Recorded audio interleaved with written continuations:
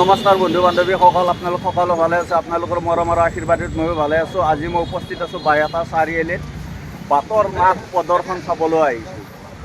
কৰা হৈছে।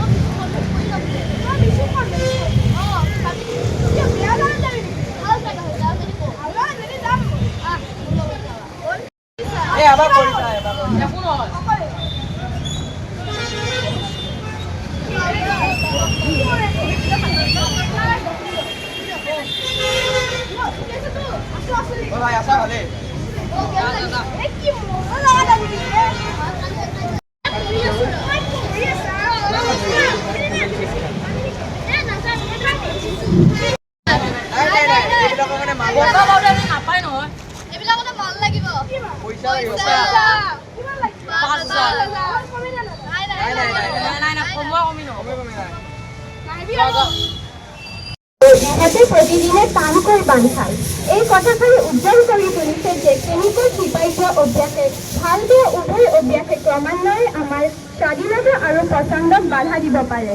ভৌতিক শৃংখল অভ্যাসৰ বোৰ সূক্ষ্ম আৰু গভীৰভাৱে শিপাই যোৱালৈকে প্ৰায়ে লক্ষ্য নকৰাকৈ থাকে, যাৰ ফলত আমাৰ পৰিৱৰ্তন বা বিভিন্ন বাছনি কৰা ক্ষমতা। দাদা নমস্কাৰ। দাদা নমস্কাৰ। আপোনালোকে যিখন অনুষ্ঠান পাতিছে তাৰে লক্ষ্য আৰু উদ্দেশ্য অকণমান কওকচোন দাদা। আজিকালি আমি জানো ড্ৰাগছৰ লগত আমাৰ ল'ৰা ছোৱালীবিলাক কিমান প্ৰব্লেমত পৰি আছে, আৰু ল'ৰা ছোৱালীবিলাক প্ৰব্লেমত পৰিলে আমাৰ ঘৰ অলপ বেয়া হৈ যায়, আমাৰ সমাজ বেয়া হৈ যায়, আৰু আমাৰ ৰাষ্ট্ৰ বেয়া হৈ যায়।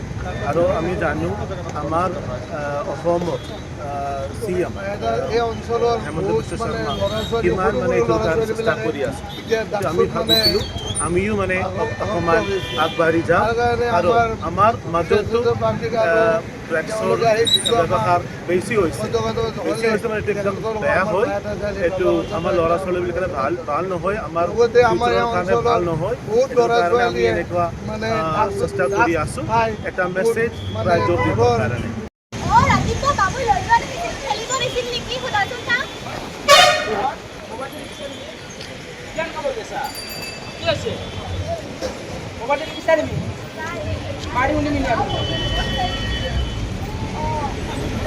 কি কৰিলা মোবাইল কোন দাদা দিছা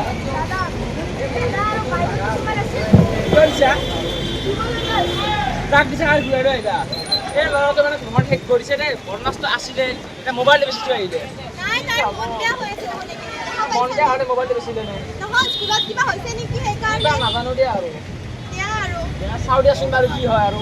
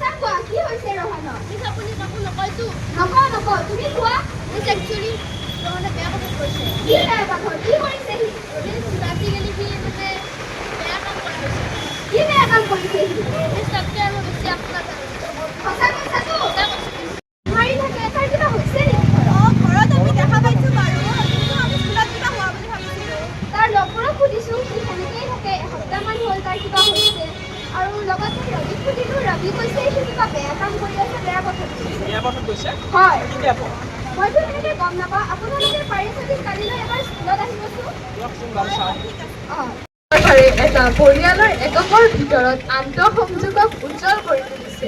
যেতিয়া এজন সদস্য কোনো উল্লেখযোগ্য নেতিবাচক পৰিঘটনাৰ সন্মুখীন হয়, যেনে গুৰুতৰ ৰোগ, চাকৰি হেৰুওৱা বা নিচা, তেতিয়া ই ৰিপল এফেক্টৰ সৃষ্টি কৰিব পাৰে, যাৰ ফলত সমগ্ৰ পৰিয়ালটোৰ মংগল আৰু স্থিৰতাত প্ৰভাৱ পৰে। কাৰণ পৰিয়ালসমূহে আৱেগিক, আৰ্থিক আৰু ব্যৱহাৰিক সহায়ৰ বাবে ইজনে সিজনৰ ওপৰত নিৰ্ভৰ কৰে আৰু এটা ক্ষেত্ৰত বিচ্ছিন্নতা সমগ্ৰ ব্যৱস্থাটোক বিঘ্নিত কৰিব পাৰে। এবাৰ আমি সুধিছিলোঁ কিন্তু মানে ঘৰত থাকে আছে চব কিবা হৈছে চাগে কি বা হৈছে কি বেয়া কথা কৈছে আমি সেইটো জানিব লাগিব ৰোহন ৰবি এইফালে আহা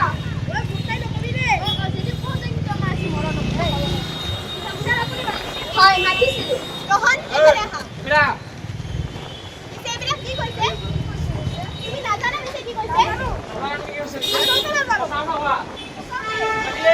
জানা তুমি নাজানো সঁচা কথা কোৱা একচুৱেলি ৰোহনে ড্ৰাগছ লোৱা আৰম্ভ কৰিছে ড্ৰাগছ অঁ আংকল ড্ৰাগছ মৰছে ৰোহন ড্ৰাগছ মৰছে তুমি ৰবি কিয় ক'লে ড্ৰাগছ মৰছে ড্ৰাগছ মৰছে কি মানে মোৰ কথা ড্ৰাগছ মৰছে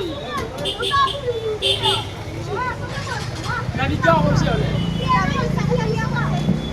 হা সঁচা কথা কোৱা তুমি ৰবি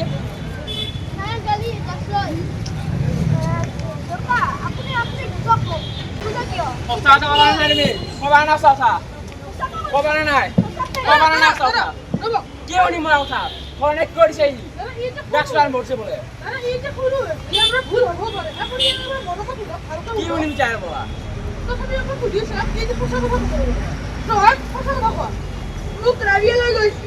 কি ৰাবিলৈ গৈছিল ৰবি এইবিলাকত জড়িত আছা তোমাৰ ঘৰৰ মানুহে এইবিলাক গম পাই নে তুমি এইবিলাক কেতিয়াৰ পৰা আৰম্ভ কৰিছা তুমি মোৰ ল'ৰাটোক ধ্বংস কৰিছা ৰোহন কি আছে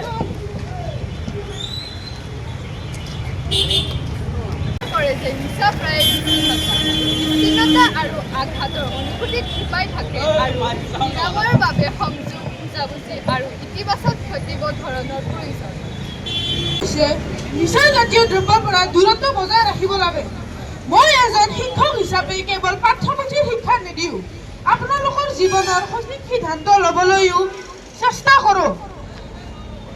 সেই সিদ্ধান্তসমূহৰ ভিতৰত এটা অতি গুৰুত্বপূৰ্ণ সিদ্ধান্ত হৈছে নিচা জাতীয় দ্ৰব্যৰ পৰা দূৰত্ব বজাই ৰখা। আজিকালিৰ জীৱনত বা দুনিয়াত বহু স্থলতে নিচা বোলা বস্তুটো মজা, সেয়ে ষ্টাইল বা সামূহিক সুখ হিচাপে ব্যৱস্থা কৰা হয়। এই নিচা বোলা বস্তুটো বহুতো মানুহৰ শৰীৰ ধ্বংস কৰিছে, পৰিয়াল ভাঙিছে আৰু ভৱিষ্যত লুপ্ত কৰিছে। সেয়ে সচেতন সৰ্বপ্ৰথম প্ৰতিৰোধৰ অস্ত্ৰ। যেতিয়া আমি জানো, বুজো আৰু ভিতৰৰ পৰা কথাটো বুজো, তেতিয়াহে আমি এই ভয়ংকৰ পথৰ পৰা ওলাব পাৰোঁ। এই একেই কথা মোৰ প্ৰিয় ছাত্ৰ ছাত্ৰীসকলে নিজকে চিনিবলৈ আৰু সঠিক বুদ্ধিবোৰ বাছনি কৰিবলৈ বলে আমি সকলোৱে মিলি প্ৰতিজ্ঞা কৰোঁ, নিচা নহয়, জীৱনক বচোৱা, নিচা নহয়, শিক্ষা আগবঢ়োৱা, নিচা নহয়, সুস্থ সমাজ গঢ়া। ধন্যবাদ। With relation to the anti-narcotics club of our school have showcased a street play on anti-drugs day. I lastly would like to thank Deepak Kumar Vaishya, branch manager of HDFC Bank, Baihata Charili PS, that is Baihata Charili Police Station, Sanjeev Patwari, executive member, principal, manager, and the students, teachers, staff, and all the audience here who are with us and joining us with our street team. Thanks to all of you and all the reporter teams who have done a coverage here to showcase our street day. And also once again thank you for being such a wonderful and supportive audience. Stay safe, stay healthy, and thank you.